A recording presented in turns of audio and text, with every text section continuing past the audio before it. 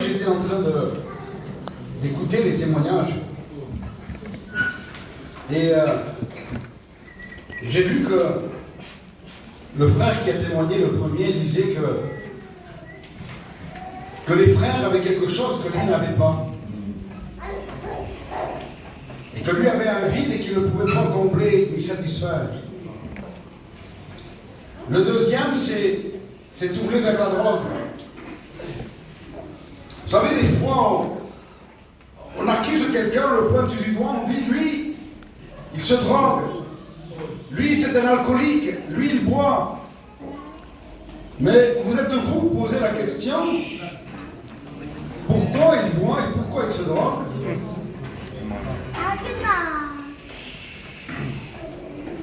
Parce que quand quelqu'un n'est pas satisfait de ce qu'il est, donc il essaie de combler un vide par autre chose. Pourquoi? Parce que le cœur a besoin d'être comblé. Le troisième disait que le foyer était brisé. Et la quatrième disait, je vivais dans les pleurs. Et je disais, c'est toutes les conséquences de quelqu'un qui vit sans Dieu.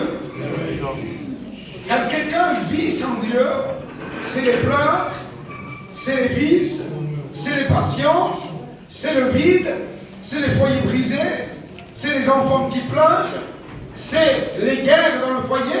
Voilà ce qui se passe quand quelqu'un vit sans Dieu. Pourquoi? Parce que l'être humain n'a pas été créé pour vivre sans Dieu. Alors, voyez-vous, quand Dieu a créé l'être humain, il l'a créé corps, âme et esprit. Il dit que Dieu insuffla son souffle à l'intérieur. Et l'intérieur a une partie de l'intérieur à la forme de Dieu à l'intérieur. Mais comme Adam a péché, les conséquences sont venues et que l'être humain a voulu vivre sa vie sans Dieu, irrémédiablement de tout temps, il y a eu comme un manque, et ce manque, les hommes ont essayé de le combler par autre chose que Dieu. Voyez-vous, par exemple, quand à la création, Dieu avait créé l'arbre pour vivre au contact de la terre. Dieu avait créé aussi les poissons pour vivre dans leur élément qui est l'eau. Et Dieu avait créé l'être humain pour vivre au contact de sa présence. Maintenant, je vous pose la question. Qu'est-ce qui se passe quand on enlève l'arbre de la terre?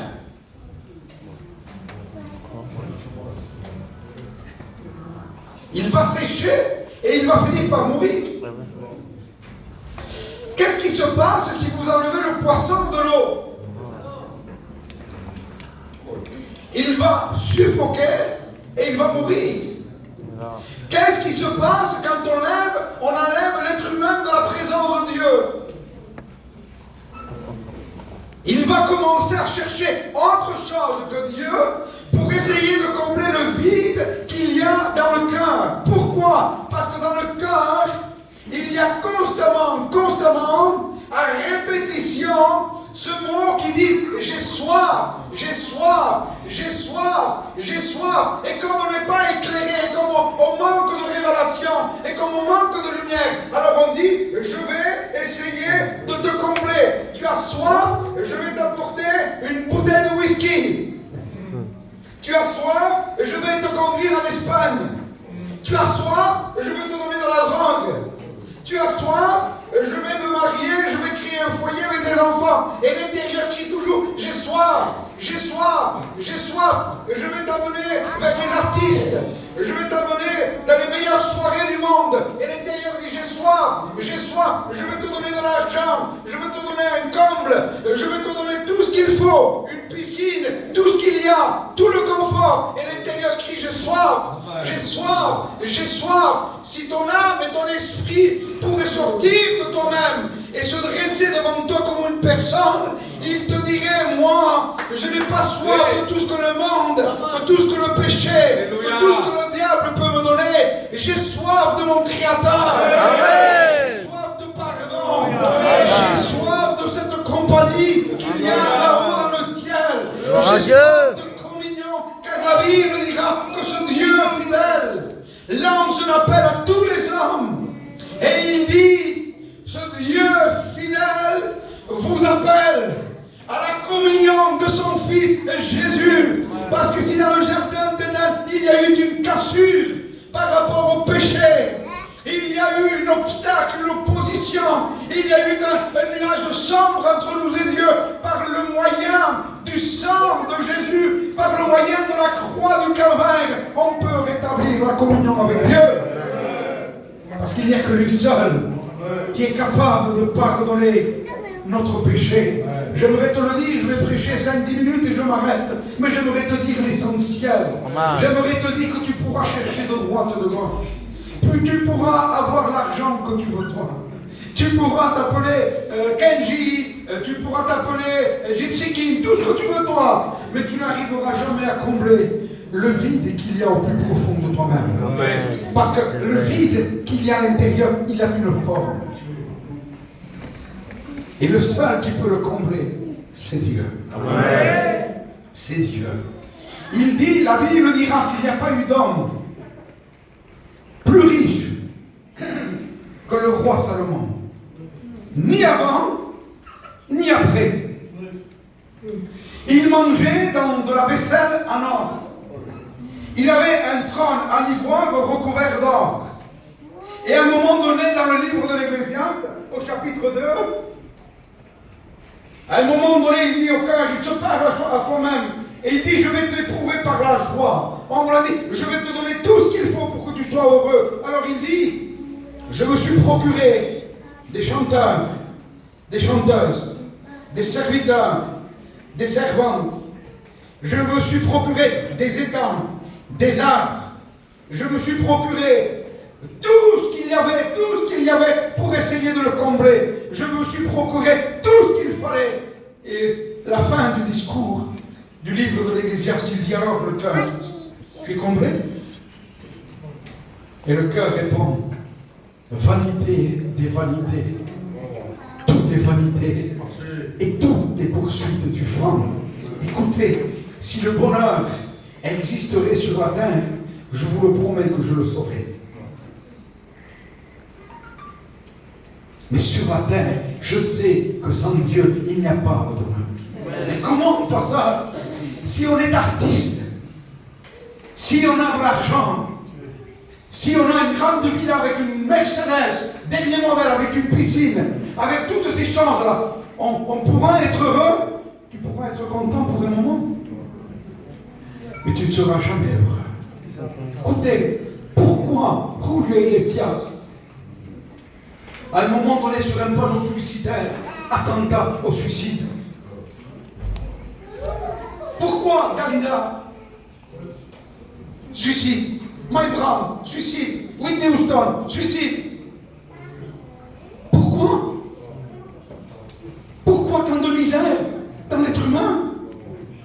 Pourquoi Kenji, il le parle à traverser? Pourquoi tant de misère? Si le bonheur existerait, eux, ils pourraient témoigner. Et dire, écoutez, moi j'ai goûté ça, moi j'ai eu ça, je suis heureux. Dernièrement, j'ai été chez mon cousin, Nicolas Reyes. Il était en train de sticker sa guitare. Alors Nicolas, ça va? Je me demande si ça va, il dit. Non, ça va pas. Qu'est-ce qu'il y a? Il dit. Avant, il dit. Avant, je chantais, ça m'amusait, il dit. Je gagnais de l'argent et puis. Et maintenant, ici, je suis devenu un esclave, il dit. Je suis un esclave.